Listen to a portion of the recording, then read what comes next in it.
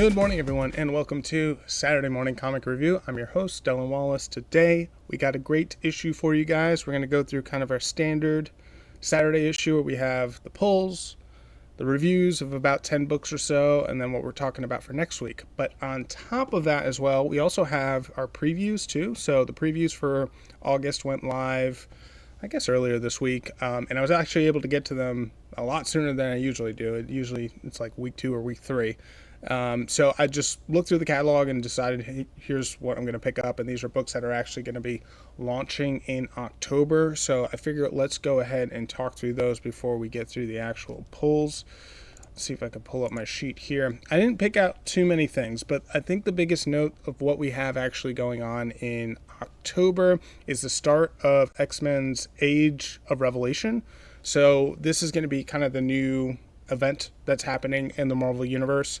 I imagine we wrap up One World Under Doom, and once that all finishes up, then we move on to this Age of Revelation, which is going to be more X-Men focused, but it'll have some ties in with some other Marvel characters as well. So on the Marvel side, the one thing that I picked up for that one is Iron and Frost, which is going to be Iron Man and Emma Frost together, and it's kind of a callback to their book and run that they had in the Krakoa era of the X-Men. So it's going to be probably playing on a lot of the themes and wrapping up some of the storyline that we had there, which I enjoyed a lot from the previous Iron Man run, not the most recent one that I've been reviewing, but the previous one. There were a bunch of narrative threads that were included there, and I imagine it's going to continue from there, and it's going to be pretty good. So I'm looking forward to that. But that's all I'm really picking up on Age of Revelation because I'm already reading through X-Men, Exceptional X-Men, and a whole bunch of others that I'm actually going to be reviewing a bunch of those for today. So on top of that, on the DC side of things, 2 books that I picked up that I thought looked pretty good. One is DC's Absolute Evil, which is just going to be a one-shot, so that's going to focus in on a lot of the villains on the Absolute side of the universe on DC. And then another one that looked pretty cool is DC KO. And the way that this one was pitched to me is it's basically going to be a battle royale between heroes and villains, all, potentially in like one arena or one world, all trying to vie for some sort of, champion of whatever. So I'm looking forward to that. I think that'll be pretty cool. It kind of reminds me a little of the Murder Worlds that Marvel does, which is one of the first comics I happened to just pick up back when, I guess this was like late 2022, beginning of 2023. That looks interesting on the shelf, and that was it was weird. It was a bunch of one-shots, but it all was like the same story and similar concept to like a battle royale. If you're familiar with video games, I'd imagine it's going to be something along those lines. So those are the books. That's it. So just a one-shot, and I think DCKO is a 4-parter, and then I'm not sure how long Iron and Frost is going to go, but I do want to just keep it limited and then see as books start falling off and things continue for the longer series, just making sure that I'm staying in that 10 to 12, maybe 15 book range. So I didn't want to go too crazy for this month. And if I find that that's the case, like going into the next month, and especially looking into the future, because, if these books get delayed, then maybe I'll add a couple more on the next series when we have September's for November release date books. So that is what I'm thinking. So with that, let's go ahead and now flip over to some of the pulls for the week. And if I can get my share screen up here.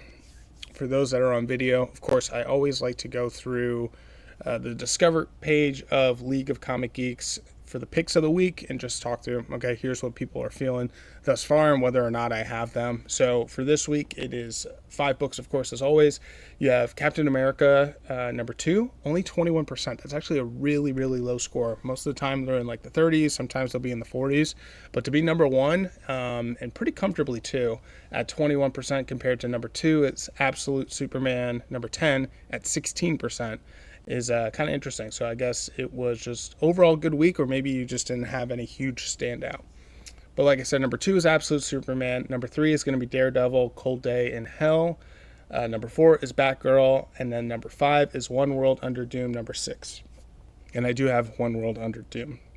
So just 2 books that I have for my pulls on for this week that were considered in the top 5, at least at the time of recording. I'm recording this Friday. Of course, it's going to be posted Saturday morning as per usual. But with that, I think we can go ahead and talk through the actual pulls of the week here. So just 8 books that I have for this week. I think if you guys saw the previous issue last Saturday, it was 9 up here. I had Uncanny X-Men listed on here, but I knew for a fact I dropped that with the store. I think I just forgot to take it off of League here. So it is only 8 books. The shop had all 8, which is awesome. So I'll read through them real quick. The way that I decided to do it for this week is I wanted to split it up between Saturday and then the Omega run that I'm going to do for next week. If you're new to the show, the Omega run is, I designed it as something to be able to get through a lot of my backlog, so mostly focused on that. But I started reading some books before I was able to make it to the shop on Thursday, and I was like, you know what, let's just incorporate some of these in this show. We'll have half of them here, and then the other half for the current week pulls we'll just do on the Omega. So I'll let you know which is which. So first off, Absolute Green Lantern number 5, that'll be on the Omega next week. Absolute Superman number 10, I read it, we will review it. Bitterroot, The Next Movement number 5, that'll be on the Omega. Nullhunter number 10, read it, we'll review it. One World Under Doom number 6, that'll be on the Omega. Resurrection Man Quantum Karma number 5, read it, we will review it. Ultimate Wolverine number 8, read it, we will review it. And then World Tree number 16, I'm saving that one for the Omega. So those are the 8. I just went half and half, and then the rest of the other 6 I just filled out with some backlog items.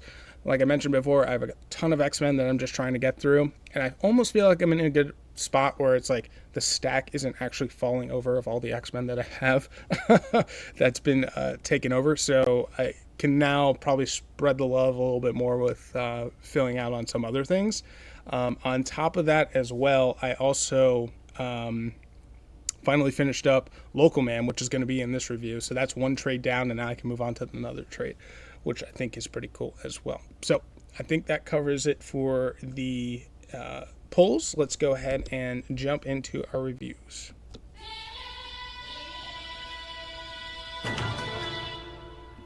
And so for the reviews here, we have 10 books as per usual, and actually as I'm looking at it, I realized I left the trade out from the bottom, so let's get that listed in here. But if you are familiar with the show, usually what I do is I'll just read through the 10 titles so you know what they are up front, and those will be the titles that we're reviewing in order. Of course, if you're on the video, you can actually see them on the camera over top. But the first book we'll review is Ultimate Wolverine number 8.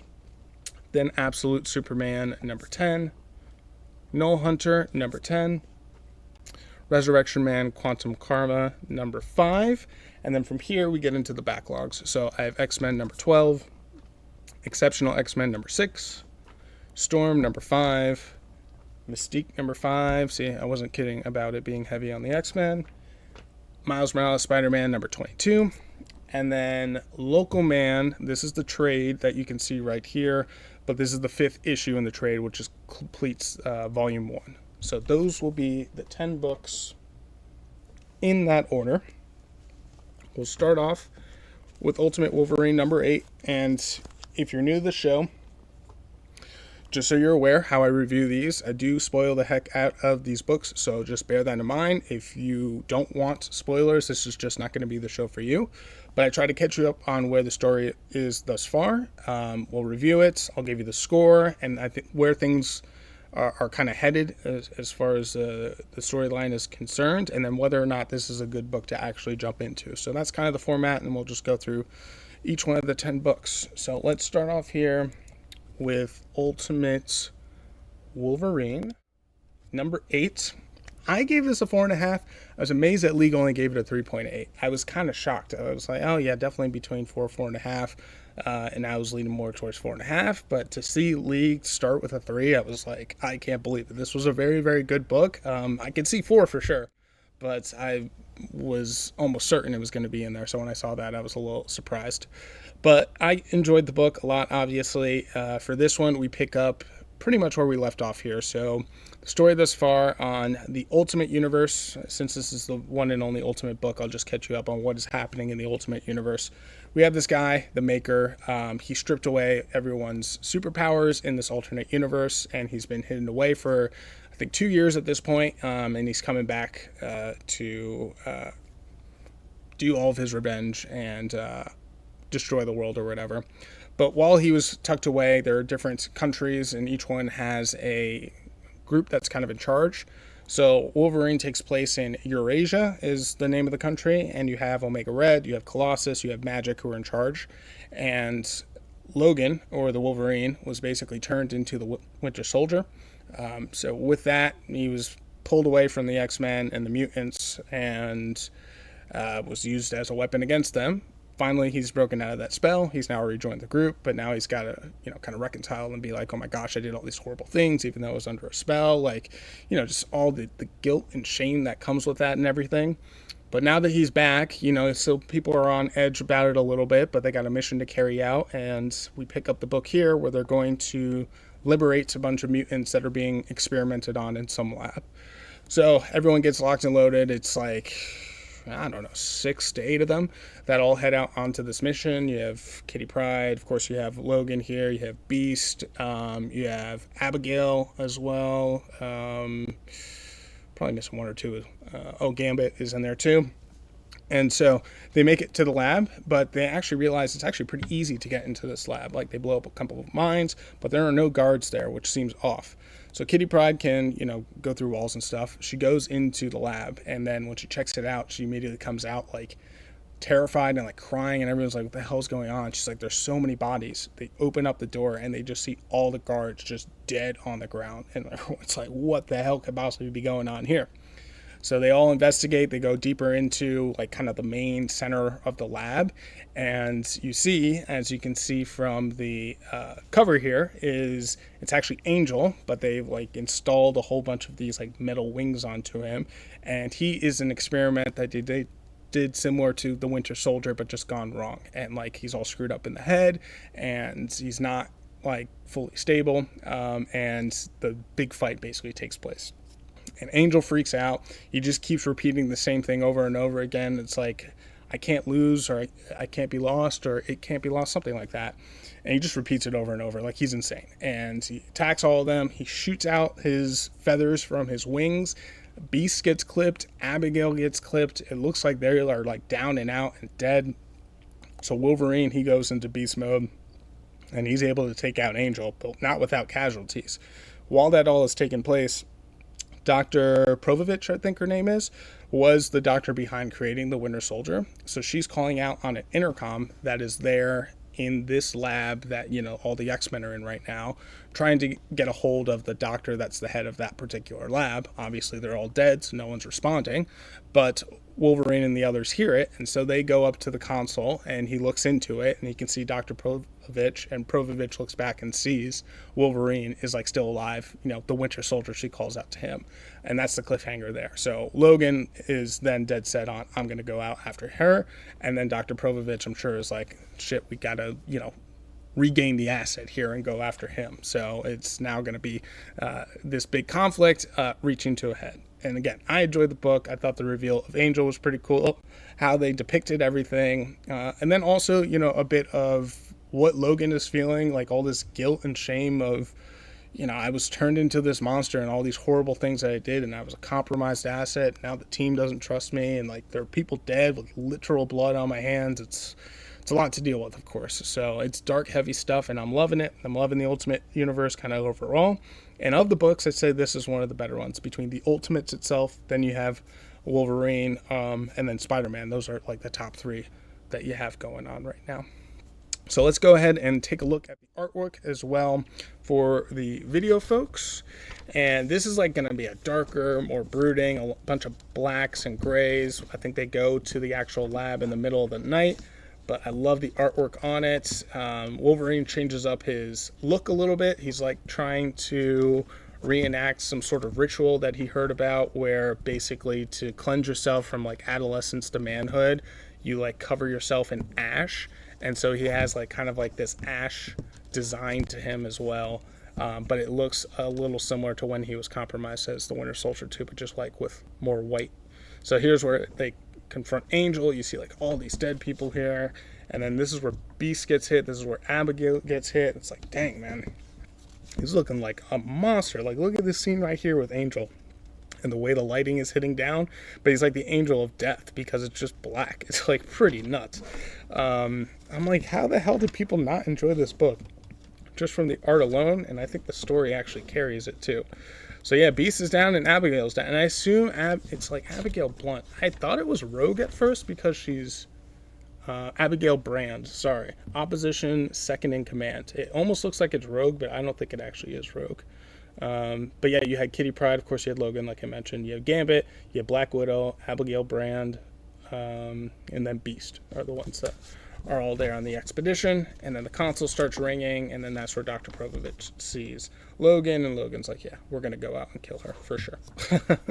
So that's Ultimate Wolverine number 8. Again, I gave it a 4.5. Lee gave it a 3.8. I think you'd actually be fine if you jumped into this one.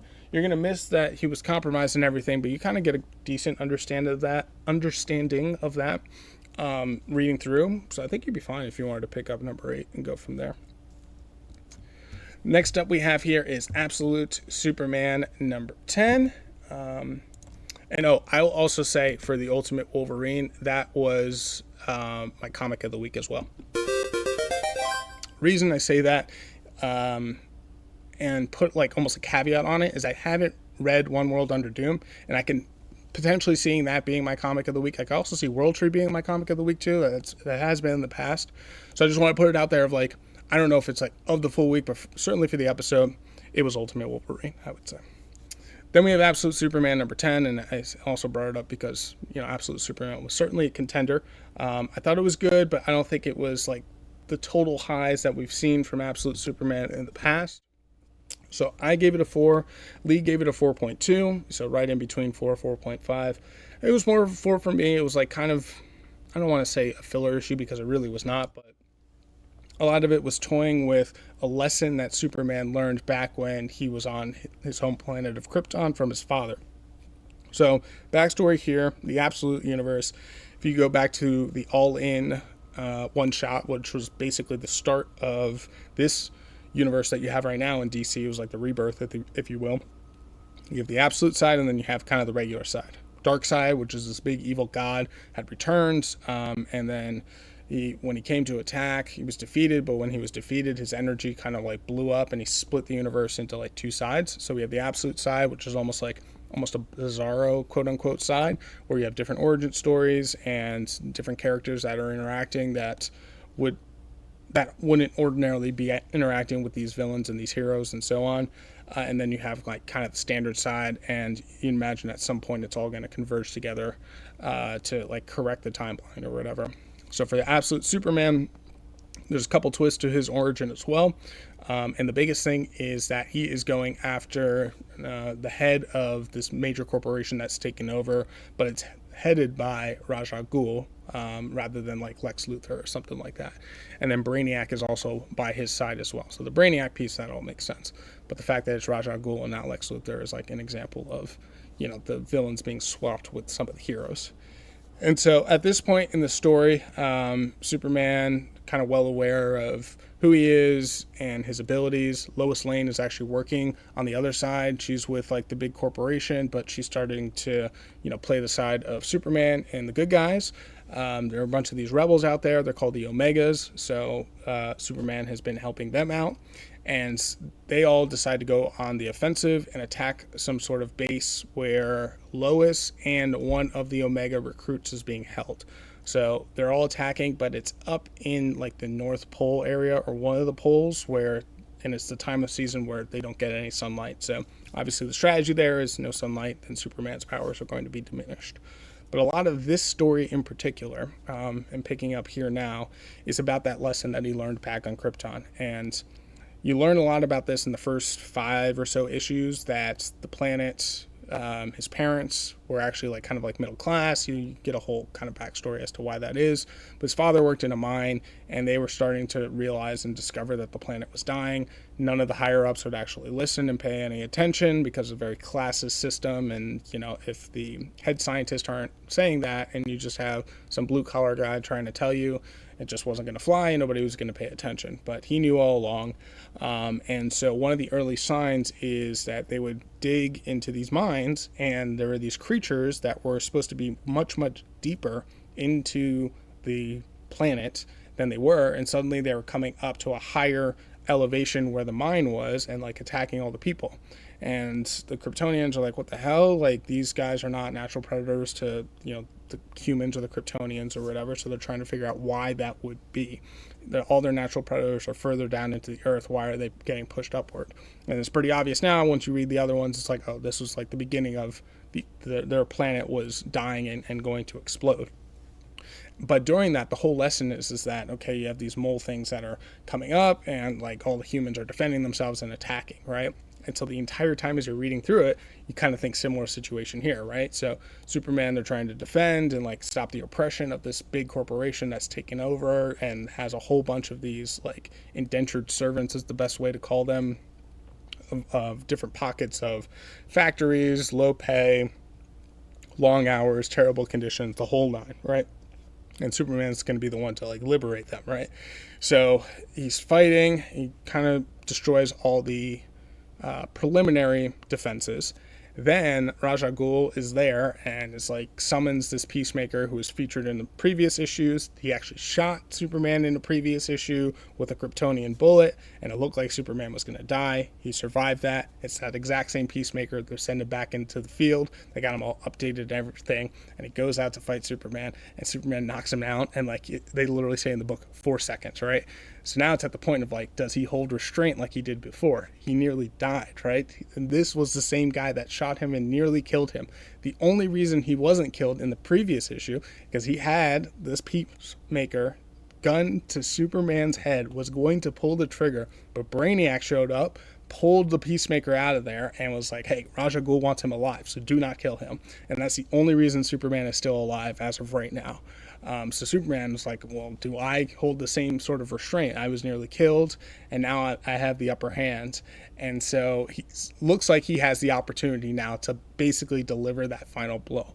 And what he comes to realize is that in this instance, in this scenario, he's actually not the Kryptonian humans that were then fighting the mole rats to defend. In this instance, he's actually the mole rat, because he's the alien coming to their world, and rather than being like a mindless mole rat that's just attacking and in fear and afraid, he needs to actually show restraint in this instance because he's the alien here. So it's like amazing how you're reading up to this whole point and you're connecting the two of like the story that the father told, he's the human and like trying to like stop and defend, but in actuality then it flips it right at the very end. The way that they did it was extraordinarily impressive. So I was like, okay, kudos to them. That was pretty cool. So in the end he does restrain, and of course because he did that, then Ra's al Ghul takes advantage. He gets hit in the back, or I think actually stabbed with a Kryptonian like dagger, and then it's revealed that it's Talia, his daughter, who's now for the first time revealed in this book. And on top of that, Ra's al Ghul keeps saying, you will be my son, and it seems like he basically wants to force Superman to be his son, to go off and do his bidding, and then to just have more and more power and influence over the world. And then I'd imagine it goes, intergalactic and so on and so forth. So that's the story. It's pretty cool. It is all encapsulated in just like this one issue. I'd say you'd be good to read it. You will miss a bunch of context. Unlike Ultimate Wolverine, you're going to miss more context on this one, I would say. But if you understand Superman, you will understand the gist. And I do like how they flipped it there. I thought that all was cool and made sense. So let's go ahead and go through the book, and I can see why people definitely voted for Comic of the Week on this one, but I just liked Ultimate Wolverine a little bit more. So a lot of explodey, big fight scenes that you have going on here. Another thing to mention too, so one of the Omegas that Superman was helping out is with Lois. They don't appear to have escaped or anything like that, so they may still just kind of be under the influence. Oh, here's a cool one of Superman. He's like floating in the sky or farming as he usually does, but he has like all these flames and stuff coming off of him, and it almost looks like his cape, but in like this like red lava magma looking thing. It just looks freaking awesome. And so yeah, it's a great book. I mean, the Absolute Universe has been crushing it pretty much on all the books, from Martian Manhunter to Superman to Wonder Woman, Batman, Flash, Green Lantern, really all of them I've been enjoying. And here's at the end, Talia is revealed and Ra's al Ghul looking on. I'd say, pound for pound, as far as comics stand right now, those are the two best things going on from the big two. The Absolute Universe, the Ultimate Universe. If you can only pick one and you only want to go with one, it's actually the Absolute Universe, because all three of the Trinity books are incredible. When I say the Trinity, of course, I mean Superman, Batman, and Wonder Woman. But then you have Martian Manhunter, which is like out of this world, a character that like literally nobody cares about at all. And what they're doing with that book and that creation is pretty like miraculous, is what I would say. So if you want to choose one, and it's like I can only really focus in on one universe or pick up so many books, it would be the Absolute side for sure. But the Ultimate's going to be good too. But if you're also like, I don't know where to start with those, Wolverine, Spider-Man, or the Ultimates. That would be my recommendation. That's like highest level of where things stand right now. And you're like, I don't even know where to begin. That's it. That's the starting place for you guys. So anyways, again, I gave it a 4. Lee gave this one a 4.2 for Absolute Superman number 10. The next book we have here is going to be Nullhunter number 10. This is a conclusion and an image book. I gave it a 4. Lee gave it a 3.9. So this book, as the conclusion, finally gets to the point where I think I was looking forward to or anticipating happening back on like issue 6, issue 7. So it feels a little bit rushed towards the end here, and I'll get to it at the end of the review, but at the conclusion, you usually get notes from the writer and the creative team, and they're like, yeah, I always wanted to do a book that was about X. And then I'm looking back to it, I was like, oh, that makes a lot of sense. I had no idea that this is what, you were pulling from. But for Nullhunter, we have this big, enormous intergalactic corporation. They're like the Empire of Star Wars. They're called Olympos. They have all this influence. They have all these different provinces and planets and like mining planets, like the whole nine. They control literally everything. This is the conclusion here, so I gotta catch you up on basically everything, but I'll try to condense it as much as possible. Clay is our protagonist. He was part of this big war. He got out of the war. He suddenly had a PTSD moment. This is like way in the future, so it's like cyberpunk stuff. He has these mechanical arms. With the PTS moment, he thought that he was like squeezing an enemy. When he comes out of this psychosis thing, it was his wife and his kid that he killed. So of course, mortified of everything that has happened, he's sent to jail. But Olympus is like, hey, you used to fight for us. We can get you out of this, but you're going to have to be like an indentured server for us and do our bidding as like your payment back to us. So he agrees. And the reason he agrees is like, we can figure out who did this to you, and we can stop them. And so that's what he says, because he's got nothing else to live for. Throughout the whole book, all these different tasks and different trials that he has to go through is what I realized at the end of the book. But it's like just kind of one-shot monster of the week of like, does this thing, does this thing, does this thing. But at the end of each one of these books, you start to realize just more and more how terrible this Olympus company is, right? Of like, treat their people terribly, like they're just the worst empire that you could have ever possibly imagined. So take the Empire from Star Wars, like exaggerated times 10, they're even worse than that. But then you come out that Clay is actually part of like the people that rule Olympus, and his father is actually the one that's like Zeus, if you will, like in charge of all of it. And it finally gets to the point of like, that he's going to have to take these guys down. And in this issue is when that starts to happen. So at the very beginning, it is one of his uncles who's in charge of some sort of realm that he does not want and doesn't like to be in. But he's like, I have an opportunity for you to go and take out your father. And he's going to explain, here's why. We don't even ever get that explanation. But sure enough, Clay goes to his father and he attacks. But while he goes up to his father and attacks, he has a whole bunch of other people they brought along with him. He's had this little pet and this little boy. He's like, take the boys far away. I don't want him any part of this no matter what happens. I got to go and take on my father myself. But he has an AI that he was given at the very beginning. Turns out that AI was actually given by Olympus in the first place, and it's all controlled and basically has a failsafe in there that brought immediately the kid back. So all the fighting ensues, but the kid's there. The kid looks like he's gonna be killed, but he's actually not. So Clay's like, I don't even know what to do anymore. And the father gives him a choice, and it's like, at this point, I'm just gonna take the kid and I'm going to raise him to be like you. You have been exiled. You need to leave this space forever. And then in return, the one that actually betrayed Clay and like brought the AI back in was actually the wife. And the wife, the father, like kind of secretly hated anyways, and so took it as a good excuse to just execute her, which he did. And so now the father says to Clay, you're probably really happy that I did that because of everything that just happened to the kid. That is quote unquote my gift or my boon to you, but you're now exiled. I'll take the kid. He's going to be the next one of you. And Clay just decides that he's like, F it, I'm just going to ride off into the sunset. And so that's what he does. So that's the book. That's it in a nutshell. I'd say really good issue, but you need a whole bunch of context in order to understand what all happened here. And the issue with the pacing was it just took too long to get to this point and then feels rushed at the end here. This book here should have been like 3 issues, at least 2, but it probably should have been 3, not just 1. But at the end, when you get those editor notes, it's like, yeah, I always wanted to do a different take on Hercules and his trials. And then I'm reading through it and it's like, oh, these do actually seem very similar to Hercules' trials. And at the end, so the uncle is like Hades towards the end, who sends Zeus up. And especially if you pull from like the cartoon Disney version of Hercules, of like being betrayed at the end, like by the AI or the girl in that case from like the Hercules book, like that all makes sense. So I was like, oh, okay, the father is actually Zeus, right? So I was like, oh, okay, I get it. So that's all interesting and it's called Olympos, not Olympus, Olympos, but it's close enough. It's like, so now it's like started to match up and make sense to me. But yeah, I think overall for the book, it's very gruesome, very bloody, very gory, really all 10 issues.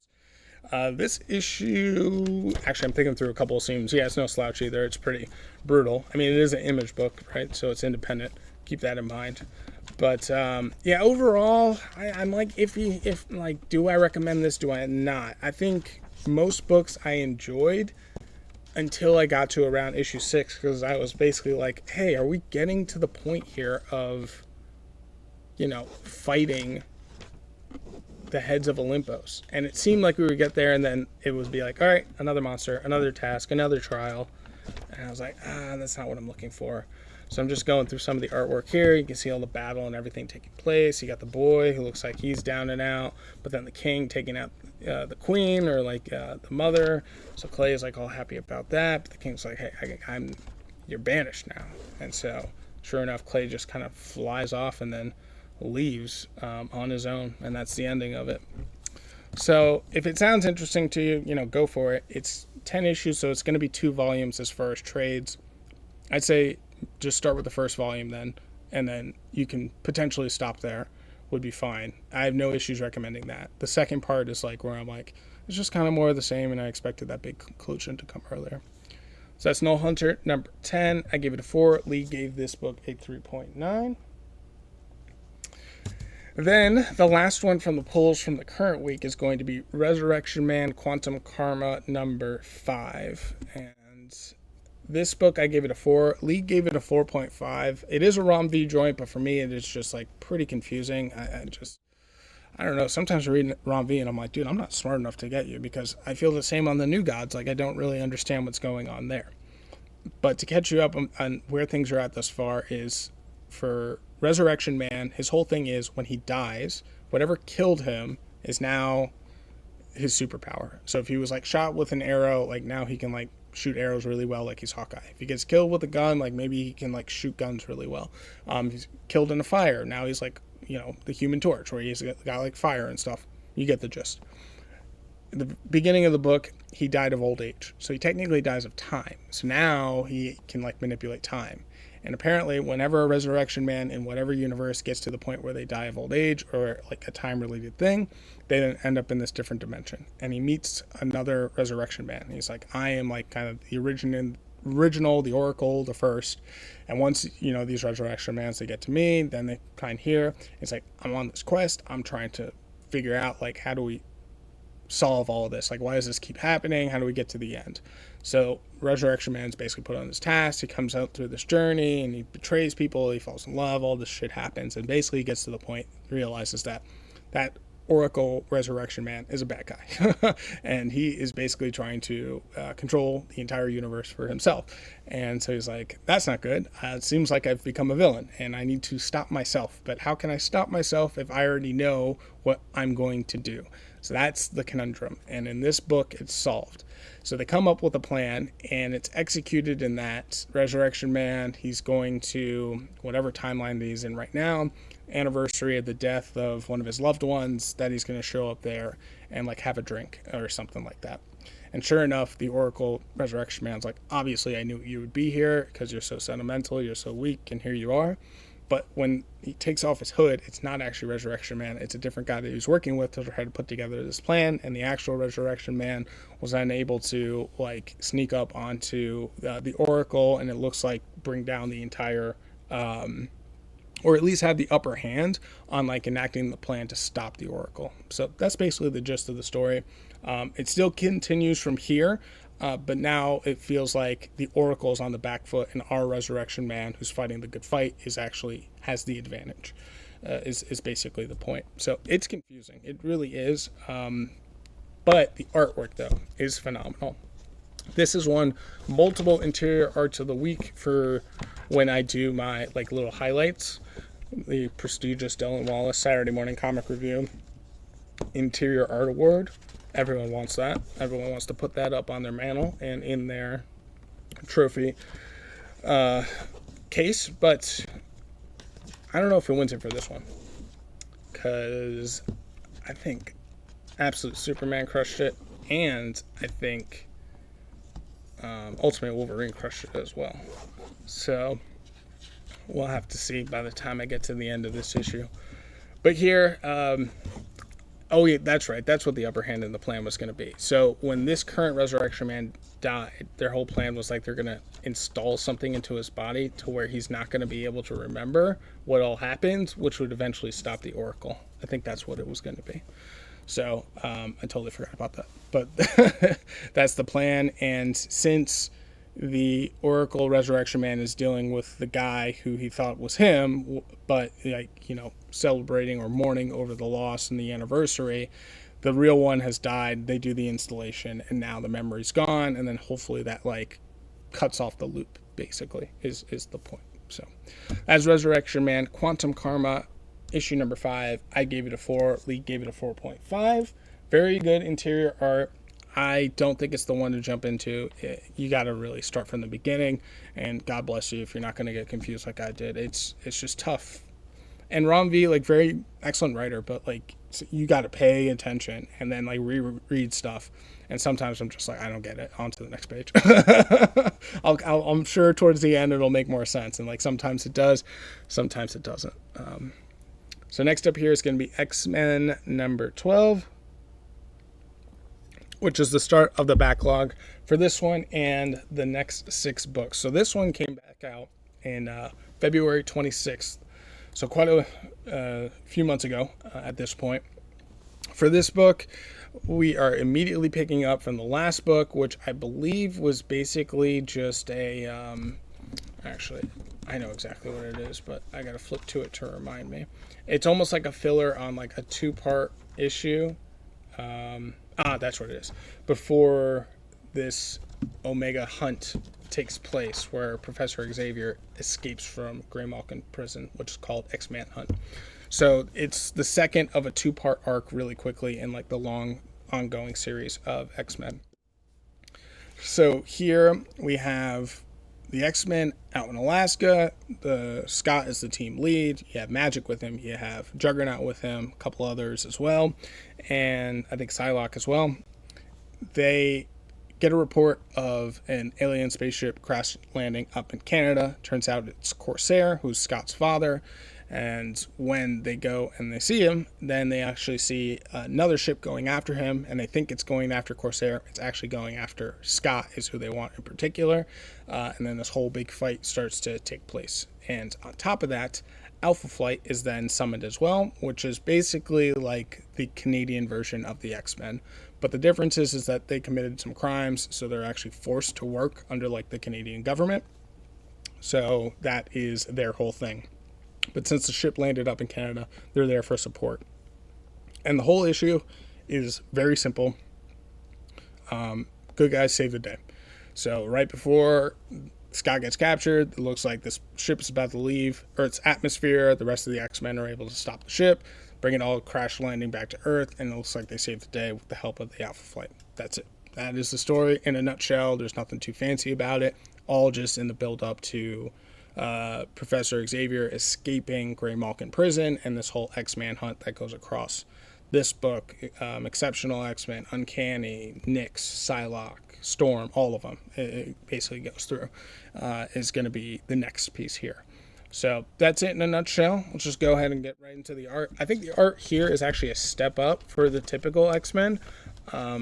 More times than not, I find like it's just kind of standard Marvel, but like look at some of this stuff, like from the action that you have and the level of detail in some of these fight scenes is pretty excellent that you have going on, right? You have Juggernaut covered in like this like green sludge slime from the Kree/Skrulls, Magic doing her thing, fighting through some portals. These are the guys that are going after Scott in particular. So they grab him, and it looks like they're about to take off, but that is when Alpha Flight and everyone else gets into action. It's like this crazy big Leviathan thing that they've retrofitted into a spaceship that they're trying to leave the atmosphere with, but they're able to take it down, and when they do, they basically stop the threat. So, yeah, that is X-Men number 12. Very good book. Not the one to jump into, though, it's February is when this came out, right? So we're well ahead at this point. You can definitely jump in, whatever the present book is, but if you're around this era, you want to start the next issue at issue number 13 or at issue 11.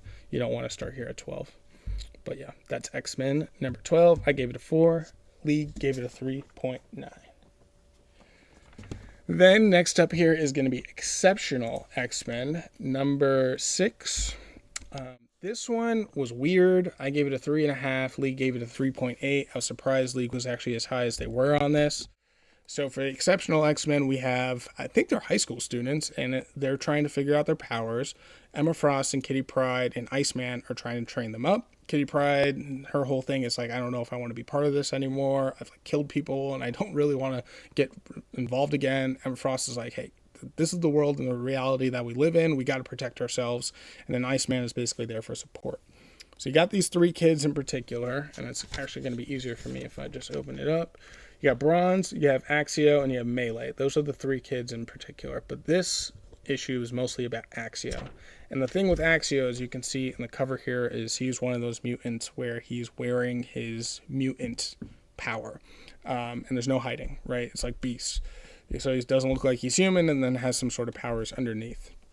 There's this app out there that allows mutants to change they're claiming, can change their appearance, but they have to submit their DNA. Obviously, huge red flags because in the past, like anytime you do something like that, it's like, okay, they're just going to take the DNA and then they're going to screw with it and then create Sentinels. They're going to chase after us, like, the classic X-Men stuff. So obviously, huge red flag. This is going to be a problem. But it comes to, they find out that the leader or the founder of this app is a mutant as well. And he's got like these big ram horns on his head. So he looks, he has to wear his mutant ability as well. And where this gets weird and doesn't make any sense at all, and I just can't suspend my disbelief, is Kitty Pryde has a roommate. That roommate, I guess, owns a consulting firm or is part of one and is looking for summer interns because these kids are looking for jobs. Happens to be looking for 3 internships, so gives jobs to all 3 kids. But they're high school students for consulting. Doesn't make any sense. She throws them all in, has a big meeting with the founder of this app that they're trying to market or do whatever, and has the 3 kids start to consult on it and give advice on it. I used to work in consulting, so I'm like, this doesn't make any sense at all. There's no even way I can suspend disbelief. This is so unbelievable. It just doesn't make any sense. Now, you say that, all the powers and everything else that happens, okay, I get that, but the fact that you just threw in these high school students and they're just gonna tell this founder of this app of like, here's what you need to do. And the fact that she also did that without like giving them any brief and paperwork, it's just like, yeah, meet with the client and then like figure it out. It's like to high school students. I'm like, what are we even talking about? This is the dumbest thing ever. But that's what they do, and they kind of BS their way through it, and then the guy actually seems like a little bit impressed, but it's Axio in particular who takes a liking to it, because he's like, obviously, I like the idea. I get stared at, I get mocked, I get laughed at literally my whole life, or since, the powers came in. So they start talking, and then they meet up later after all this session takes place a couple of days later. They go out on a walk. When they go out on a walk, these crazy people like go up and try to attack him, and they do one of these, like, it's not like, oh, my biggest fear ever, but it does freak me out that humans are like this and can be like this. It's a woman that's acting as though she's in distress and like needs help. So Axio goes up to help her, but actually a guy is right behind him with a knife to rob him. And they're working together, Bonnie and Clyde style. And I'm just like, oh my, anytime I read like something like that, and I'm like, dude, humanity's effed up. Like, because you can definitely see something like that happening in like any city in this country. It's insane. But anyways, so then Axio uses his powers to basically I think he can figure out like what the true desires of people are, and just basically figures out that like the lady's looking for money and the guy is like kind of forced her to do it, but they're actually like together. He's like, okay, I really actually wanted to save up this money to go to school. She's like, I don't even want to be doing this anymore. I just love you and you told me to do it. But they admit that to each other, and then they just kind of move on. So Axio, by doing that, gives him confidence and everything. And then, the app leader is like super impressed as well. They keep talking, they go off. So Axio explains that he actually likes the idea of the app. Of course, Emma, Kitty Pryde, Iceman, they all warned him of like, there have been plenty of mutants that have betrayed us because they hate themselves or they don't want to be a part of it or whatever. So anytime you see this like DNA stuff, it's a problem. But Axio is like so adamant. And then of course, at the very end, you come and find out that those two people in the park were actually paid actors by the founder of the app who showed up to collect a check and like fabricated that whole thing to happen in order to get probably Axio in his back pocket. And sure enough, he is evil, as you would have anticipated in the first place. So yeah, that's the story. That's where we're at. 3.5, just because of that whole it's like, who's going to bring on 3 high school interns? And like, it's like, yeah, first day, you're here, go talk to the client. Never in a million years would any of that ever happen. I get a lot of the shit that happens in the comic books and everything that I explained would never happen. But that one, it's like, beyond a shadow of a doubt, would never happen. Ever, ever, ever. So dumb. All right, let's flip to the art. Art is meh. It's like standard Marvel. Nothing crazy here. You don't even have really much fighting. It's just the dialogue piece that's all taking place. Here's the internship. It's just like, yeah, just come on in and just, well, fake your way through it. Like, you're going to trust high school students to fake their way through it. It's like, what? But you can see, like, he's got the ram horns and everything, and Axio's, like, eating it all up. He's loving the idea. And then here's where they are in the park and where the attack takes place. And then these are the two people there, just, like, truly figuring out what all this is about. Then, of course, you have the warning and everything that takes place of what Axio should be worried about. But then, sure enough, here's the founder and those two people there collecting the check for doing the job of pretending to rob those people. So he's a bad, shady dude. So yeah, Exceptional X-Men, number 6. Gave it a 3.5. Lee gave it a 3.8. Then we have Storm number 5. This is an interesting one. I gave it a 4. Lee gave it a 4.2. I was definitely between 4 and 4.5 for this one. But the piece that irked me, and I'll talk about it a little bit, is Storm and Dr. Doom were fighting. Dr. Doom was on to Storm. Well, okay, so I should back up even further. Storm, like, basically dies, or is dying. And Dr. Voodoo made a deal with some sort of entity to save Storm's life, but Storm was not allowed to use her powers for 7 days. In that time, she gets summoned by Doom, but she doesn't use her powers to just go over to Doom. Doom, of course, is a very smart guy, figures out, like, you can't use your powers for some reason. So he goes to threaten to kill an innocent person right in front of Storm. So, of course, she uses her powers. And when she does, then the demon that saved her life is like, I'm here to collect. You didn't fall through on your bargain. And so Storm dies, but then, because she's Storm, comes back to life, and she starts fighting Dr. Doom. But in this issue, like, it just like stops. They just stop fighting. And I guess Doom like realized the situation that she was in and was like, I just wanted you to prove that you weren't using your powers. Now that I know why and that you're back, it's like, whatever. It's like, you threatened to kill an innocent person and you just stopped. And both of you are like, yeah, it's fine. Like that's basically what happens. The other piece of this book, that's a very small part of it. That's like 15-20% of it. The other piece is like this huge eternal battle. So this takes place, and I have it written down, and I want to pull it up. This mostly takes place in the dimension of manifestation, where it is like the highest level of concept. So you have the living tribunal, who's the judge, and you have eternity and oblivion, who have been like stalemates and like hate each other for eons and eons and eons before even the creation of the universe, right? They are like basically the origin of it all. And oblivion and eternity will fight about something, and the living tribunal will like just make a decree, and every single time it's like a trial by combat. And so oblivion always fights as himself. Eternity always sends in some sort of champion to fight the fight, and every single time oblivion wins.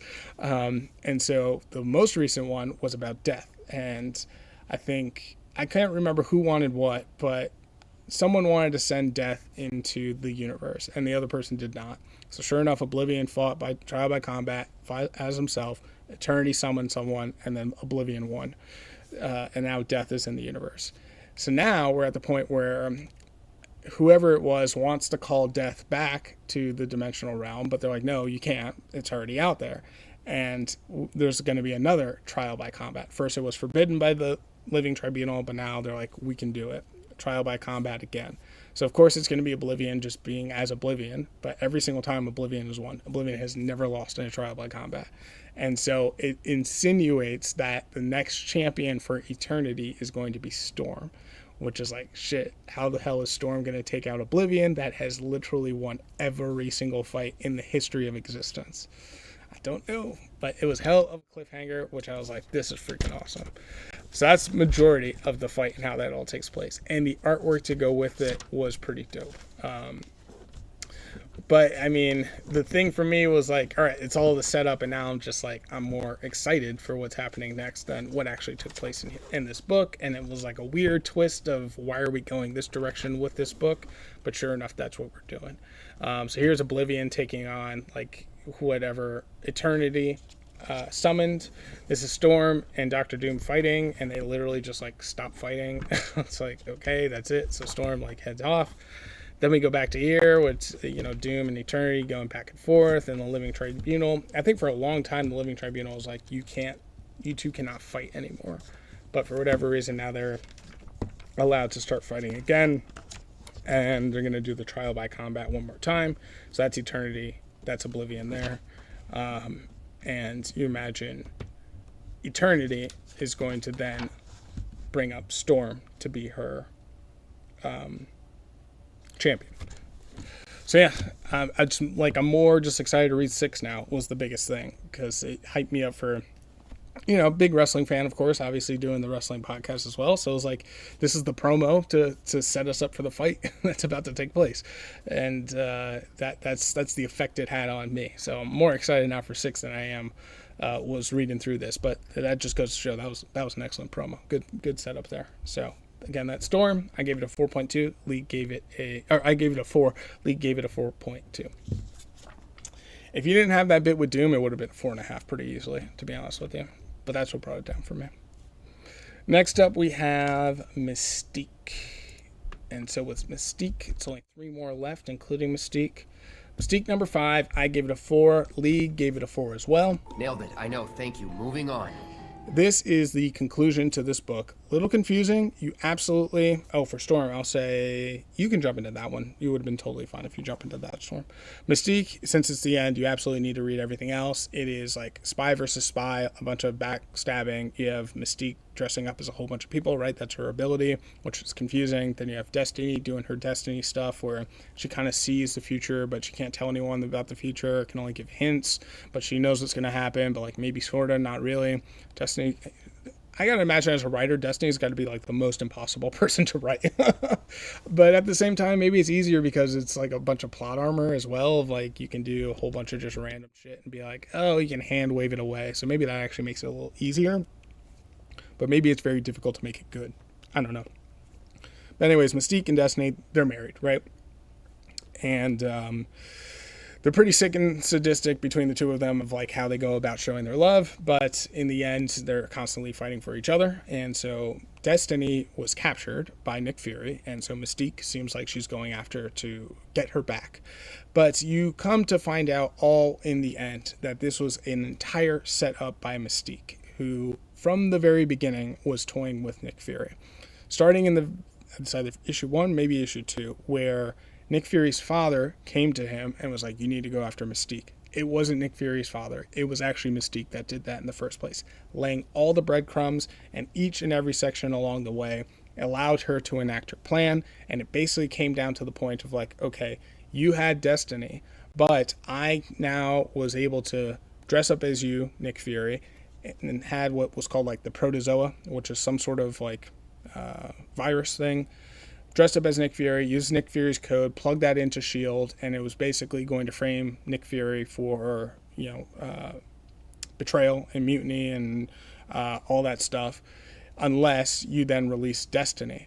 But the weird thing about it was when Nick Fury and his crew took over Destiny, one of the soldiers like shot Destiny, and that was actually Mystique that shot Destiny, and it was Destiny's idea to do that. Of like, this is what's going to happen. So it was like weird that had all set it up. But the reason that they're doing this all in the first place is because they wanted a clean slate as much as humanly possible, to where they will never be pursued ever again. And these are all the steps that they had to do to get their names completely wiped off the record. And so because of the position that Mystique put Nick Fury in, they swapped prisoners, and got Maverick was the one that they had before of like who they were going to quote unquote trade, but like he was basically just fodder in there that needed to be traded. Forces Nick's hand that he has to go through with this, otherwise he's going to be on the chopping block.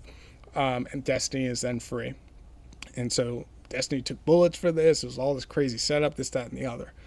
But at the very end, it's also revealed that, when Nick Fury went in and scanned everything, looked back at the actual Nick Fury, looked back at the Mystique version of Nick Fury going through the logs and seeing like vital checks, as they're walking through all these scanners and stuff. One check was actually negative or bad. And you find out that Mystique has like some sort of disease and she's actually dying. So yes, Destiny's free, Mystique's free. No one's going to be chasing after them again. But once that happens, Mystique is like kind of like falling apart, it looks like. And so she doesn't have much longer to live. So it's like, at what cost was all this? Was it even worth it in the end? And yes, you two are living free, but like how long did doing all of this? And the reason for it, I should mention that as well, is because she was using her abilities so much on like an overdrive and going to be all these different people and enacting this plan.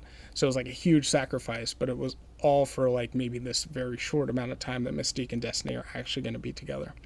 So, you get, that's the issue of, and it's really, actually, I think about it more, it's like, that is a classic Mystique trait, is the more you're with her, the more destructive she becomes. It's not ever a good thing, but, her and Destiny are just always like kind of a cluster of dealing with. Anytime those two are in a book, I'm like, shit's gonna get weird. At least if the writer is writing it in the way that I imagine it. So pretty good book. I'd say overall, definitely worth picking up the trade. I obviously spoiled all the twists here, but even still, I think it's worth reading it and seeing it all get put together. And the cool thing with her ability is like, as you're reading through it, you just never know who's Mystique and who's not Mystique, which is nice. So it keeps you on your toes as you're reading through it. So let's go through the artwork here. Artwork is fine. I don't think anything too special. It is about the writing. It is about the reveals, the twists, the tricks, the turns, how all of this went into action, things like that. But overall, it's fine. So you have this fight scene, but basically Mystique is just like explaining everything. Here's where she basically reveals how, like, see, I was actually your dad that came to you in the first place and started this whole thing, and had it all under my control the entire time. Here's that fatal scan that Fury found about Mystique, And at the very end here, this is where she has like something's happening to her, right? She's like falling apart and like collapses. And at the very, very end, like look at her. She's like almost this zombified version of Mystique that's like dying off. So yeah, fun book. Good one overall. Again, I gave it a 4. Lee gave it a 4 as well. That is Mystique number 5. And then we have Miles Morales, number 22. Miles Morales, Spider-Man. I gave it a 3.5. Lee gave it a 3.8. This is in the middle of Blood Hunt. This was July of last year is when this book was. For me, for Miles Morales, I think I've explained this, but I'll just go ahead and say it again. I bought it, and I've just been subscribed to it the entire time, and so they're at like 30 something now, and I've made it all the way to the point of where I'm at 22, but I didn't start reading through this backlog until I started this podcast, and now like we're finally starting to see the finish line and get caught up. And it sounds like, oh wow, July 24, like that's so far away. I mean, only one of these come out a month, so I have like 12 more books, and so if I read one, to catch up per issue per episode, I'd be caught up in like 6 weeks. So it's actually kind of crazy to say that we're not too far away. And I remember Blood Hunt like it was yesterday. But this book is so. It is meh. It's basically Miles, Brielle, and Hightail. They're fighting Ramir. They're like, Ramir's too powerful. What are we gonna do? And then, sure enough, we're like, oh, let's just put him right back into the seal that he was released from. And that's what they do. Dracula then shows up at the end, takes the seal, and it's like, okay, to make sure that this doesn't happen again, because he was already let out once in this Miles Morales run, I'm just going to banish it to a place where no one can find it. That's what he does. Then Dracula opens up a portal, and they step through to like a different part of New York to continue the Blood Hunt fight. So that's it. That is it. It's a very simplistic, simple comic that's just continuing the Blood Hunt saga here. The thing is, this is at the point where Miles was turned into a vampire, but Doctor Strange was able to stop him from like having any sort of bloodlust. So he has like the extra strength and ability of a vampire, but like he's not gonna turn anyone or like have that urge, or maybe you will a little bit, but it's like it's quelled at this point is the way to describe it. So the next issue is just going to be the continuation of Blood Hunt. I don't recommend jumping in at this point. You just want to get current, I'd say, for now. So just a kind of action-y book to advance the plot that was Blood Hunt at the time. So going through the artwork here, typical Miles, which I say is always more action focused, and this does kind of continue that trend. So most of the book here is the fight with those three folks, Miles, Brielle, and Hightail, against Ramir and the other vampires. But yeah, again, they're able to stop him fairly simplistically of just putting him right back into the seal with Brielle's help, and then Dracula takes the seal and just hides it away. It is literally just as simple as that. And then Dracula then creates that portal so they can head into a different part of the city. So that's Miles Morales, Spider-Man 22. I gave it a 3.5. Lee gave it a 3.8. Boom. And then we have the conclusion here. This is going to be Local Man number 5. This book I gave a 4.5. Lee gave it a 4.3. Really, really good book. Awesome reveal at the end here. So Local Man, it is like kind of exactly that. You just have a dude who's out in the Midwest who gets recruited by this company called Gen 3, and becomes a hero, but he was kicked out, and the reason he was kicked out is for cheating. So you have the leader of Gen 3, which is Camo Crusader, and his wife, Neon. Apparently they were caught cheating. At first you think that it is Crossface is his name, our protagonist. You think that he did something, then you find out that Neon was the one that came onto him, and then you find out in the end, actually, Camo Crusader, through his abilities, is not able to like feel anything, so he wasn't able to like please his wife. So he like asked Crossjack, "Can you please like pleasure my wife?" basically, because I can't fulfill her needs on that end. But then it got out, and they're like, PR is not gonna like. There's no way we can spin this in PR and make it kosher. So Crossjack, you have to take the fall, and you're out. So that's one piece that's happening. The other piece that's happening is now that Crossjack is back in his hometown out in the Midwest, his rival growing up, who then joined like a villain kind of group or company, if you will, Hodag, dies. And at first we're thinking it's Crossjack, it's not. And then another one of his teammates, Hodag's villain, dies as well, also in the town that happens to be there. we basically come to a point where we're at the reservoir. There's like this secret layer underneath, and it's revealed that it's actually Camo Crusader. So we think that he's the bad guy who potentially was killing them. Crossjack kills him, and then when he kills him, we pick up now at no. Then there's like the police officer that's there as well, takes Crossjack to a holding facility, and he's going to file the report that like killing of Commando Crusader was completely self-defense. But when he does, the actual killer's revealed, and it's this guy that has these like almost like magic powers from the X-Men, where he can go through these different portals, and he stabs the police officer. So now we're in issue 5, and now issue 5, Crossjack and the villain that's actually been killing all the people finally fight each other. So a lot of the book is that fight scene, and Crossjack looks like he's about to die and he's not going to be able to win. His dog is there. His dog gets stabbed. Dog doesn't die though. Apparently when they're in the secret lair, he fell into one of these test tubes that gives him like immortality. So the dog is fine. So good job that they did that there. Otherwise, people lose their shit when that happens. So he's good. Crossjack is able to stop the guy. And the reason, his motive behind everything is the facility that he was in at holding center was supposed to be the Gen 4 training, but it all like kind of shut down, especially when Crossjack left. So everyone kind of like lost their job, and the town just went to shit. And so that's what the guy is all pissed off about, of like the jobs all left and everyone's poor and broke and no one can do anything now. And it's all because of you, Crossjack. So he was trying to get revenge, but Crossjack's able to stop him. So that's good. Then Igna shows up. So Igna is Crossjack's old girlfriend from back in the day, married to the chief. Chief is now dead. And this is a weird part. Igna and Crossjack just get back together. It's like your husband literally just died and you're sleeping with Crossjack. Odd.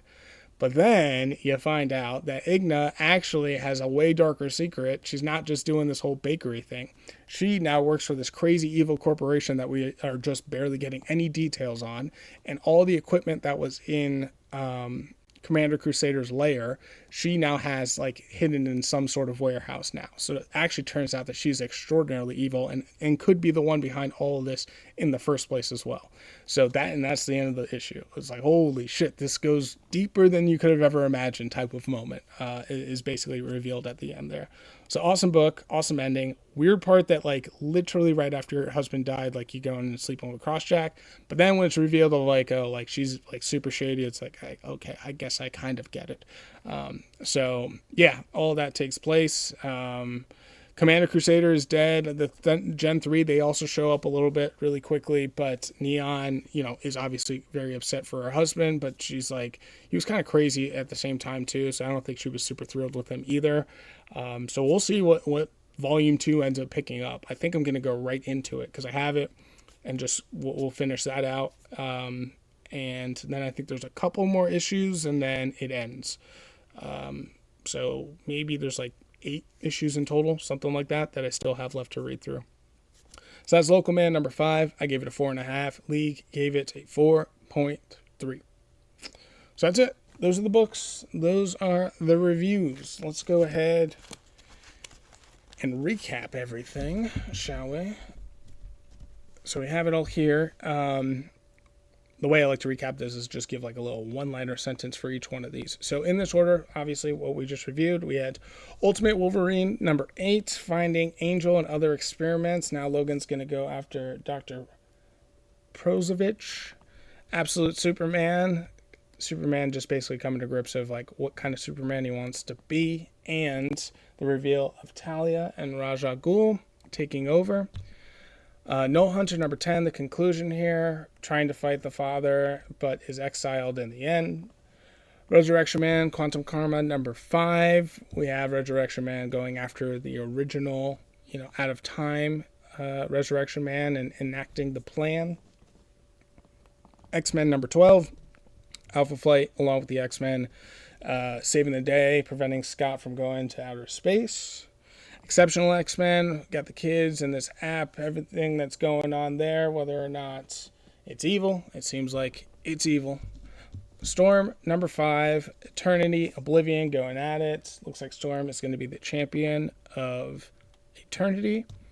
Mystique, number 5, the conclusion here. She gets Destiny back, but it looks like she may be paying the ultimate price. Miles Morales Spider-Man number 22 in the middle of the Blood Hunt fight. We got Ramir sealed away, but there's still more to do. And then Local Man number 5, Igna revealed to be way more dangerous. We got our main villain killed and captured.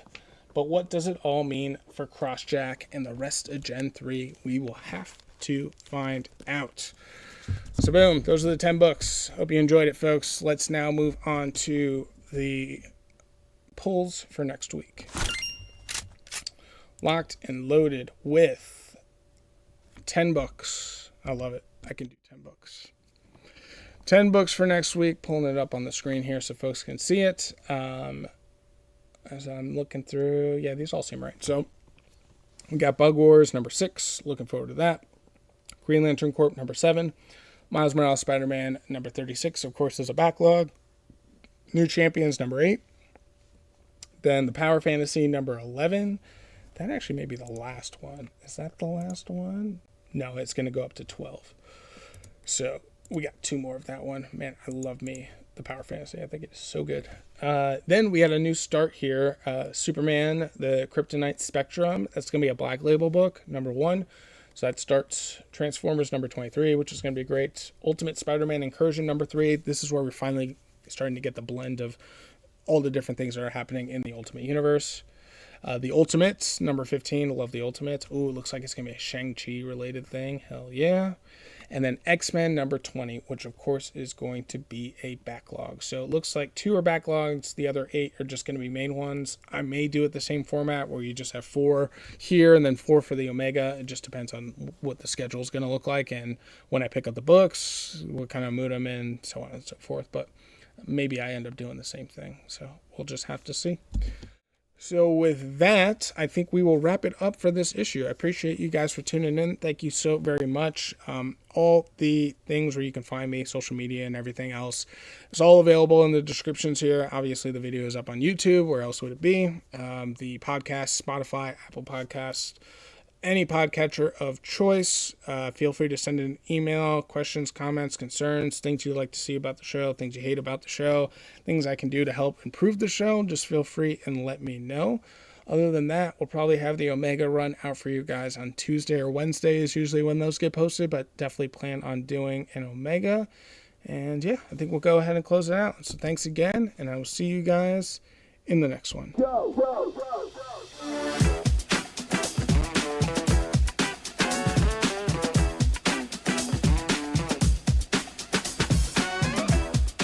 This has been a DMW production. Thanks for stopping by.